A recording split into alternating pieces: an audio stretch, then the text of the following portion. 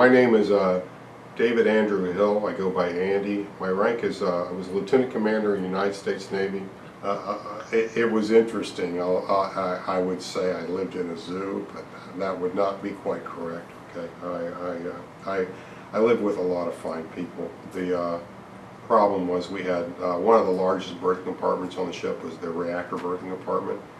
We had a berthing compartment that was by itself. It was a 200-man berthing compartment, so I had 200 people in my bedroom, and we had a police petty officer and a master chief petty officer and a few other characters that would come down there, and they would try and improve our living conditions. And at the same time, you had, basically a lot of individuals that said, hey, this is my home, this is where I live, don't mess with me, so there was always that.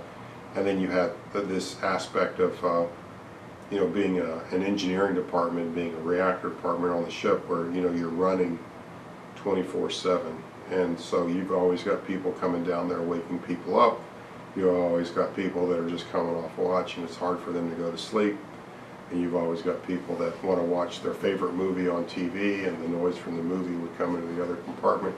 So it was kind of an interesting living condition, but we managed to all live together and be happy with each other. Some people seem to be a little bit more happier than others, but as your rank goes up, you get a little bit better berth. So I appreciated some of my promotions more as I got a little bit more promotion, and I really appreciated being able to get a little bit nicer berth, because it started off as that guy on the bottom rack, and before I knew it, I was the guy on the top rack. So I moved up in the world, so to speak. I will say, at the time, if you ate every meal, you could gain a lot of weight, even if you were working in engineering and working hard.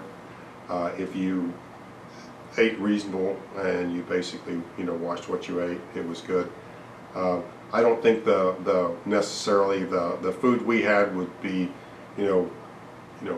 held above anybody else's, but at the same time, when you have to do an underway replenishment with a carrier every 3 or 4 days and basically top off the jet fuel, there's fresh fruits and vegetables, there's going to be maybe some milk or something that comes across every now and again. And so the times that we had to drink, that awful UHT Parmalat milk was probably less than some of the other ships. But you look at the other ships and you think, well, if that's what we're eating, I wonder what they're having to do. You know what I'm saying?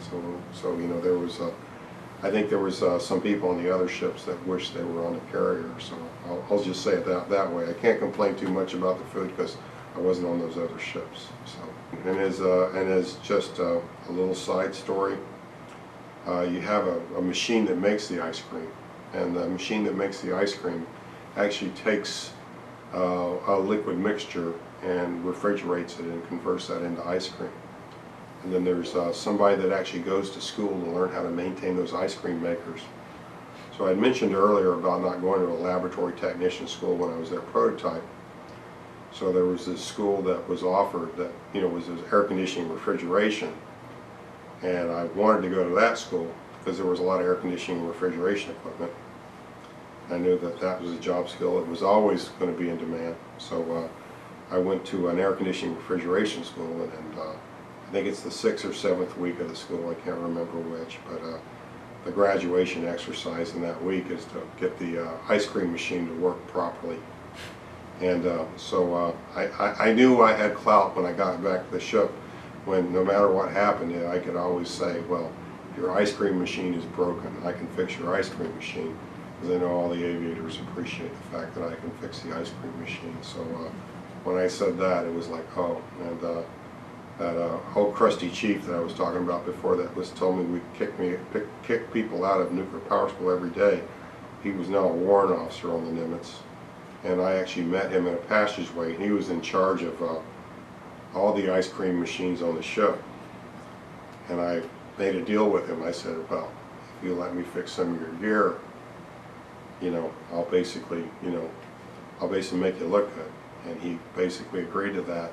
So I fixed some of his gear and I made him look good. And so this kind of gave the reactor officer a little bit of a shine, because this guy worked in engineering, so I gave my department head a little bit of a bump on that.